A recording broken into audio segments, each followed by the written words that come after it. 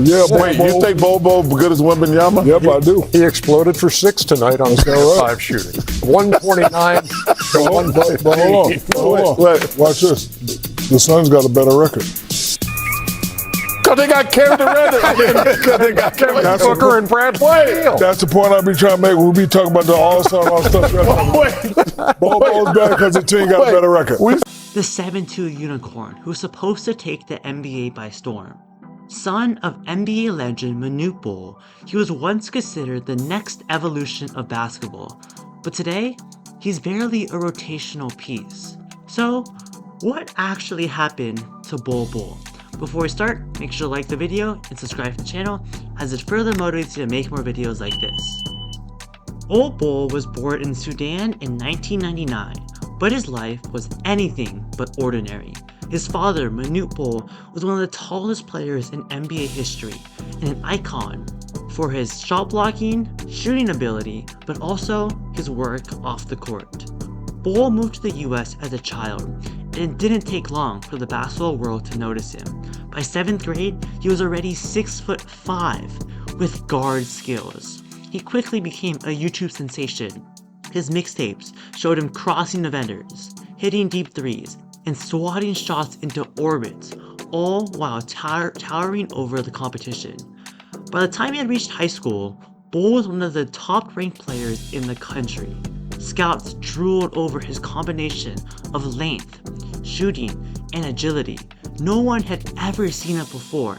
The likes of Kevin Durant were compared to Bol Bol, and at the time, it looked like Bol Bol was gonna be like that. He committed to the University of Oregon as a 5-star prospect, expected to be a one-and-done lottery pick. At Oregon, Bol hit the ground running. He averaged 21 points, 9.6 rebounds, and nearly 3 blocks a game, while shooting over 52% from 3. That's right, a 7'2" center shooting like a guard. The hype was real. But then, disaster struck. Just 9 games into the season, Bol suffered a stress fracture in his left foot, one of the most dangerous injuries for a player his size. He was then ruled out for the rest of the season. NBA scouts suddenly went quiet. Concerns about his frame, durability, and defensive instincts quickly became to overshadow his offensive talents. Bol entered the 2019 draft with massive uncertainty. Some saw him as a top 10 talent. Others saw him like a medical red flag. People had no idea where Bol's could end up. He could end up as high as the 4th pick and as low as the 2nd round. And the result? Bol Bol fell all the way to the 44th pick, drafted by the Miami Heat and eventually traded to the Denver Nuggets. Denver was known for taking risks on talent, like Michael Porter Jr., and they gave Bol Bol a 2-way contract. Maybe he can be the backup center for Jokic. Maybe he can learn from Jokic to become an even better player, a player that could live up to his potential in high school. But he barely saw any playing time in his rookie year, spending most of his time in the G League. Fans were eager to see him, but the Nuggets were cautious, letting him develop slowly while he worked on conditioning and strength to build up his game. Then came the NBA bubble in 2020, and with it, the rise of Bubble Bol. In scrimmages, Bol looked like the player everyone dreamed of. In one game, he dropped 16 points, 10 rebounds, and 6 blocks, playing like a my player in real life. Social media went crazy. Twitter, Instagram, they all saw the hope for Bol Bol. The NBA world thought Bol was finally ready to break out. But that breakout never came. Despite the flashes, he struggled to find minutes in Denver's rotation. Coach Michael Malone preferred players with strong defensive awareness and better basketball IQ. With the Nuggets already being a championship-level team, they didn't have the time to wait for Bol Bol to develop and go through the growing pains of a young player. Bol was often out of position, struggled against physicality, and didn't have the stamina to play big minutes. In 2022, his Bulls time with Denver was over. He was traded to the Detroit Pistons, but he failed his physical. The deal was voided. That raised even more red flags about his health. Sure, Bol Bol had all the talent as a 7'2" guard with guard-like skills, but like they say, the best ability is availability. Eventually, Denver traded him to Boston, and he was soon rerouted to the Orlando Magic, a team known for taking chances on young, high-potential players. The Magic weren't good at the time, and they could give Bol the time that he needed to develop and become the star that many fans expected.